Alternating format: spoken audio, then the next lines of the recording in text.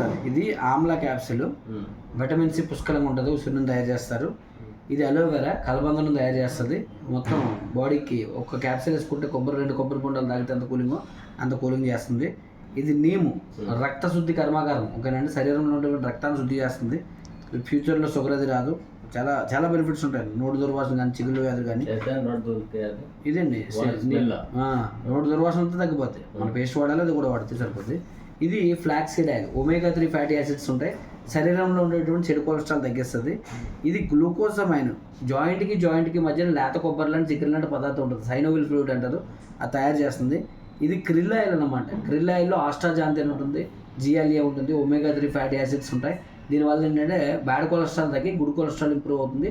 శరీరంలో ఉండేటువంటి ఏదైతే మలిన పదార్థాలన్నింటినీ రిమూవ్ చేసేసి చెడు కొలెస్ట్రాల్ రిమూవ్ చేస్తుంది. కాబట్టి జీవితంలో గుండె జబ్బులు రాకుండా మనం ఆరోగ్యంగా పారాలసిస్, అలాగే హార్ట్ అటాక్లు, నరాల బలహీనతలు, వెరికోస్ వెయిన్స్ ఇలాంటి ఫ్యూచర్లో రావు.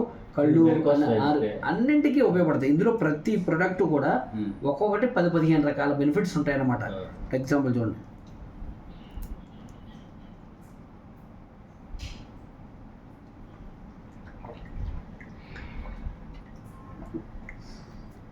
ఈ విధంగా నేను ఏం చేస్తానంటే ప్రతిరోజు ఇంకా అన్ని ప్రొడక్ట్స్ వేసుకుంటాను. ఇందులో కాల్షియం వేసుకుంటాను, మల్టీవిటమిన్స్ వేసుకుంటాను, అన్నీ వేసుకుంటే ఫ్యూచర్లో మనకు వ్యాధులు రాకుండా ఉండడానికి. నాకు ప్రజెంట్ ఏ సమస్య లేదు.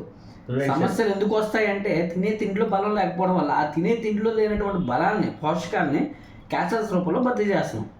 ఈరోజు ఇవి తీసుకోవడం వల్ల ఫ్యూచర్లో మనకి ఎటువంటి సమస్యలు రాకుండా ఆరోగ్యంగా ఉండడానికి హెల్ప్ చేస్తుంది.